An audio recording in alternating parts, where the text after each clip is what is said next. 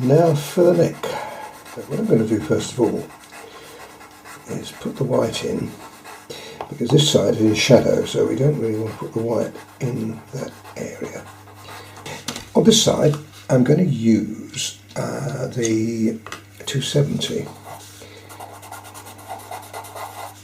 and that will give me a start for the shaded area. Then the two things work together, but this time I want to put the 270 on top of the white. And this is just, I've done that up here, but this is to subdue it, because it's going to have other colours on there as well. Now, you see how that's going to work? And now we can put the darker colours on here. And I'm not saying I won't put any white on. I probably won't, because it is quite dark there. Okay, now the spots, they are tricky. But what I'm going to do there, I think, I've only got to put grey on. I think I will actually put the grey on there. We've got a problem there, because as soon as I put the grey on there, I'm going to lose it. So let me try an experiment. Let me just put the grey on. Now we can see the difference between the two, can't we? So therefore we're not going to lose it. But to make sure we're not going to lose it, we're going to put another colour on. Now I'm going to use 180 as opposed to the 182. I'm going to put 182 on as well, but really I want 180 as the base. There we are now. And now I'm going to rub that in. And it looks as though this is going to work. Doesn't matter which blender you use, to be honest. Probably the ivories are the better ones. Yes, that's the colour that I'm looking for. Now that's the ground colour that I'm looking for. So what I will do is I will do the neck all the way down to there. In fact, I'll also do, while I'm on it, these areas here, which are the same. This is the area of the back, the hairs that run as like a mane down the back. It's very close, in fact, to it. I'm not even sure yet whether I'm going to put the 182 on, because when I look at the reference pictures, that's so close to the colour. I think I might get away with that without doing it. Anyway, we'll see. I might do it because I've got it up here, and although this is slightly different, this texture, I like the harmony, so I might just put a little bit of it in.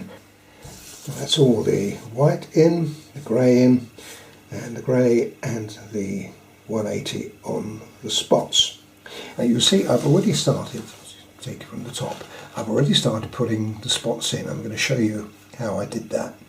We've also got the added problem really of we've got shading over here and the lighter area over here, but that light cannot stay white.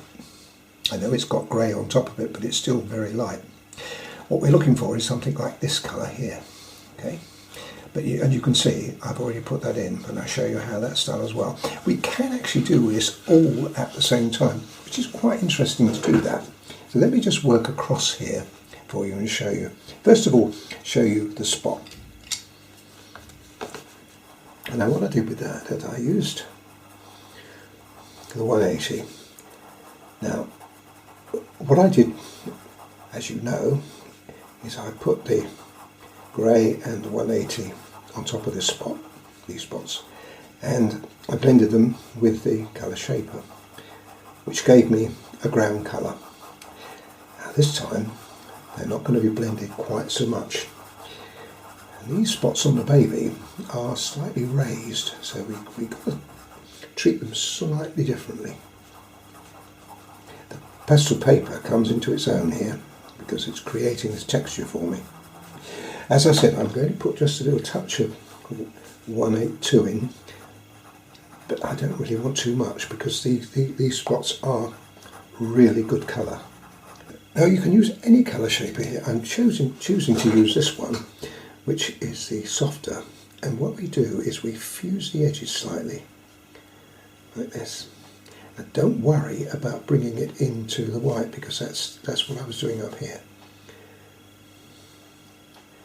And you can bring this colour into the white too.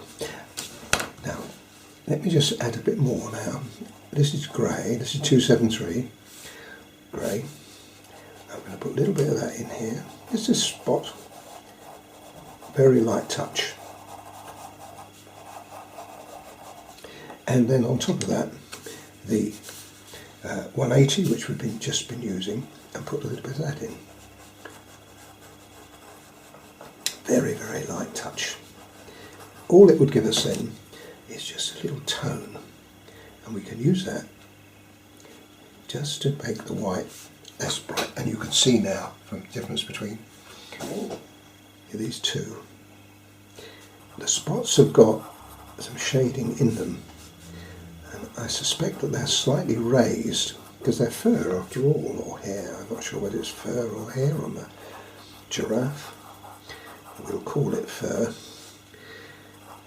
And that is slightly raised, so this side of it, and let me do this one as well, parts of it are darker than the other, so we've got shading within the fur, which seems to suggest that we have a raised spot. And let me just show you on this one too, because I haven't done these yet. Make it on just on this side, because we've got the light coming from this direction, remember? Okay, a little bit more in there. As they get smaller, you don't have to worry so much. I haven't worried about those up there. You can see how that's beginning to work. Now, just to make it even more pronounced, I'm going to use 177. This is very fierce, so what we're doing with 177 is we're just using it as a darkening agent. Now you see how light I'm being with this. But can you see what I mean? You've got a very slight raised area. Now this one is weird because it's raised there and then it's raised here, so we kind of got a fold. It's a good idea to practice this because it's good technique and it's good control of the pencil. This is quite dark in here. I've already put a line, in fact, in that already when I did the areas above it. But I wanted that to be a little bit darker. It probably will help if I sharpen my pencils.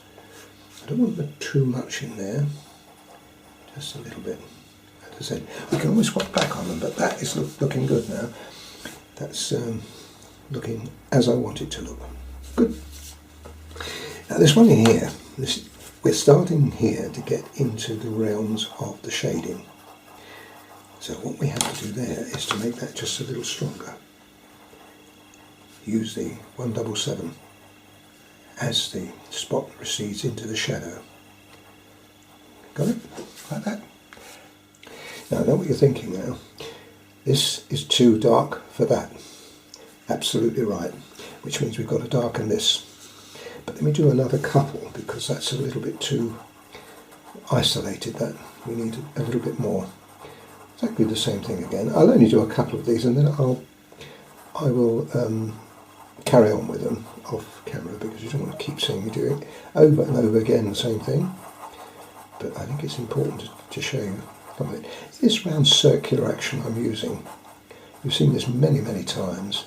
What it does, it actually pushes it into the paper, the pestle, but it creates a texture, which is what I'm aiming to do here. That's really nice. Okay, good. Now let's go into the darker colour. Now this is going to be darker, quite dark here.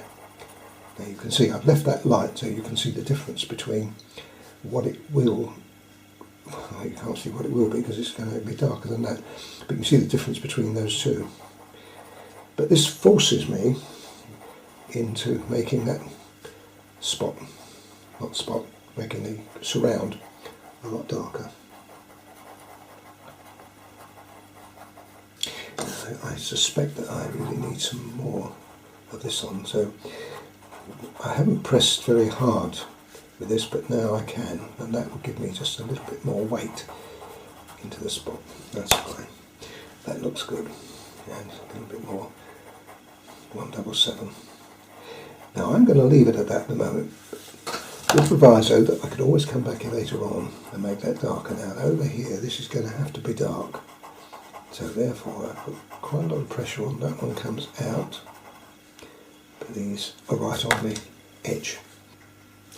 Right, that'll all be adjusted once I get to it. But that's okay. So let me finish these now in the same way I've done those. Then we can drop back and complete the lighter area and the darker area. That's not going to be easy, but it's got to be done. You can't just leave it like that. We haven't got any roundness to the neck at all. Right, I'm on the last one now. It takes a while, but it's actually good fun. And having the first couple in, you get the idea, and then it's just following that same idea all the way through to the end. Now I need to use a little bit of weight, not a lot, on this side, because again, these are darker over here because they're in the shadow. Now there is another thing that I've done with all of them except these last few. I've used my colour shaper, and what I did, you've seen me do this before, I've actually pressed down on them, you see, and what it does, it flattens, just pushes it into the paper just a bit more. There we are, that's the effect I want. Now we've got the problem, not a problem, it's I've already started doing it actually. We need to darken it. Now I'm going to start with grey. You could do this in advance if you wish to, and there's no reason why you can't. The reason I choose not to is because I like to see where the spots are rather than put them in, and I don't want them interfered with. They are the most important part of this. The fur that I'm putting in now is sort of secondary really. Now this goes all over. This is 273 I'm putting in now, all over. It's a little grey, but you see it isn't up there. And the reason it isn't is because I put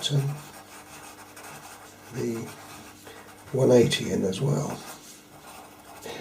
Here we go. And this changes it again. A bit like when we put 273 and then we put 182 in, it changes it. Now the idea of this is obviously this side has got to be dark and this side has got to have some colour in it, because I'm going to be putting white back in again in a little while to create a really interesting texture. This is just general.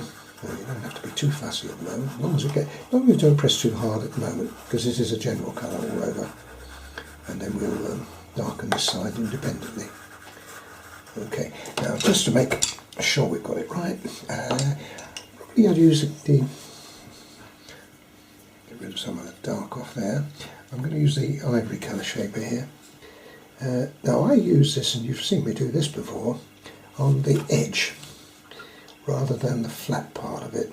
You can use the flat part, but this is a better system because it pushes it into the paper in a more controlled way, and also kind of a random design as well. Don't worry if you hit the edges of the spots, because that would only help you later on. See, I never went round these. I did here, but I didn't go round here because I realised that I could do it when I did this action. So it moulds everything together. The spots don't look as though they've been painted on, even though they have, folks. We don't want them to look like that.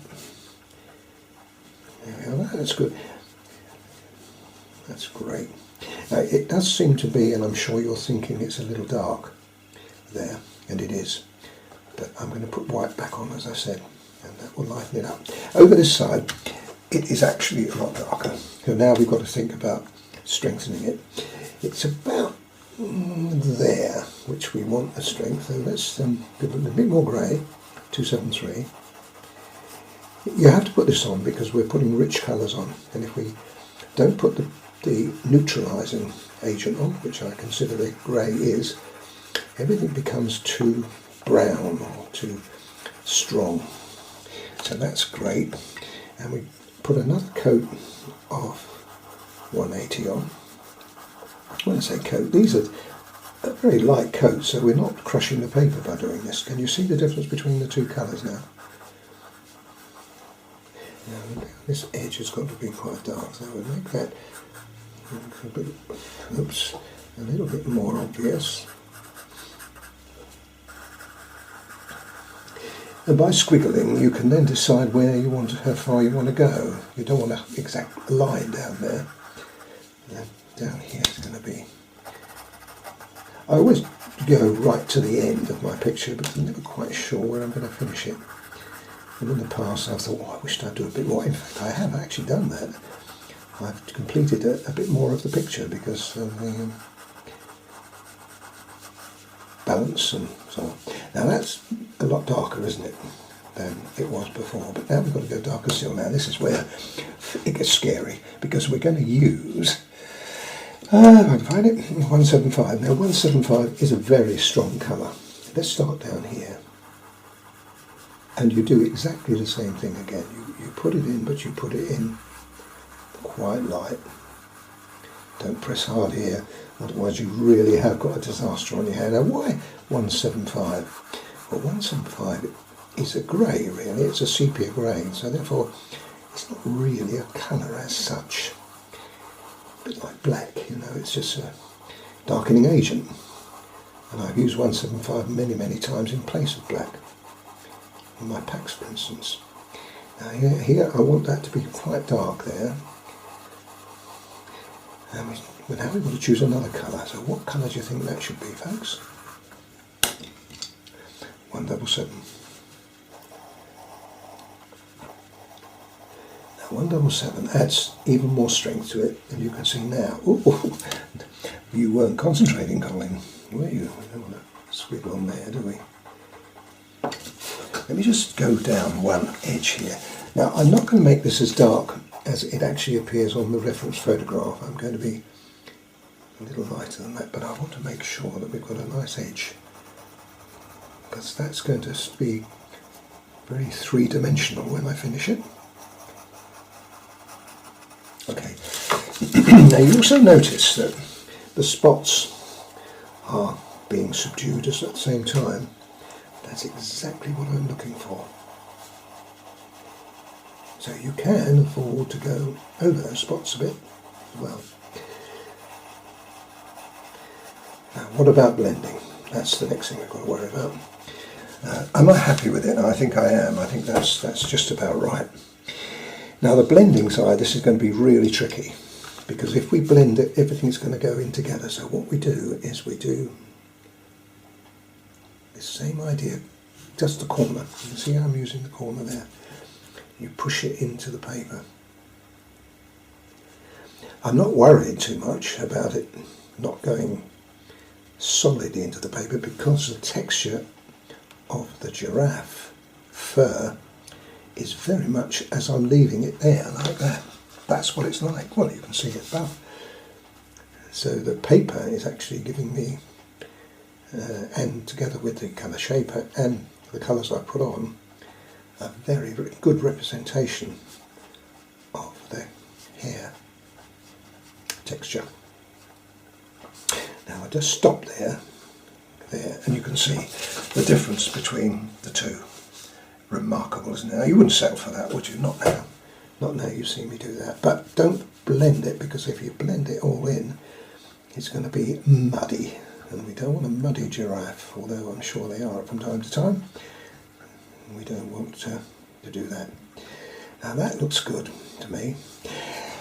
Now over here, we've I think we can also use some of this colour. Now this is a trick I've learned many times. I've used it, where you want some shading, but you don't particularly want to put shading in. So what we can do here, let me just do it up here, because I can see it more here.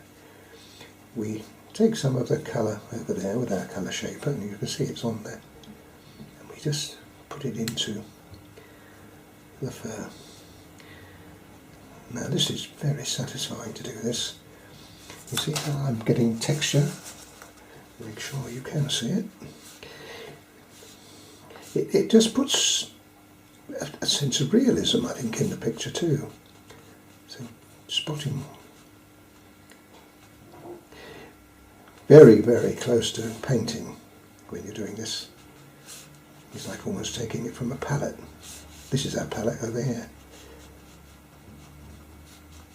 That looks really, really nice. It's very, very hard to get those colours exactly like that if you didn't do it the way I've just done that. Isn't that lovely? Now, this is the key bit. I'm going to probably do it this way round. I'm sorry, I put it on its head. The reason is I want to push these in. Now, you don't have to do every square centimetre. It's just the impression, and I want to go as far as the light source, which is just about here, running down.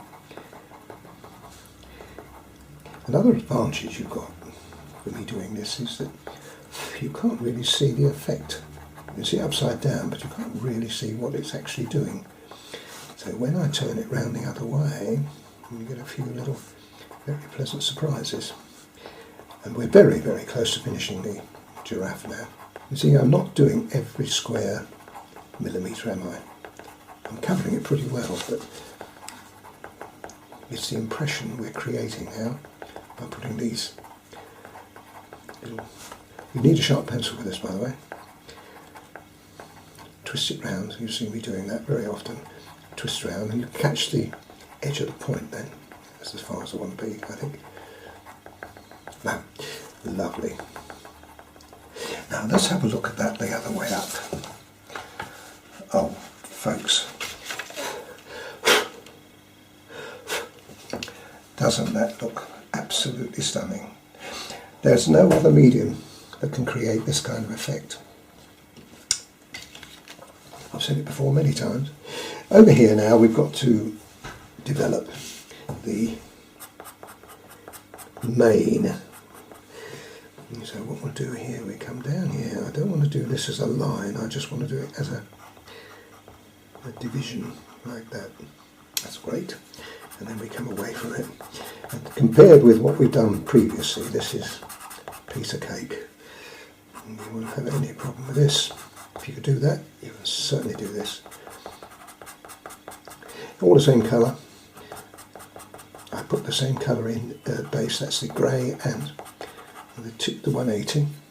I put that in, blended it in. You see the importance of that line down there. Now I want some light to be there as well, so don't make it too solid. But when you come in with the brown like that, you see you can leave little lines. Now just down the edge of here, you want to make it a little bit brighter. Now we're going to put a background on this anyway. Now I'm going to pull back down. You can have a look at the giraffe and see whether there's anything we need to do. I probably will actually pick up a little bit like that, just where I want it to be a little darker. But I think, to be honest, that is pretty good.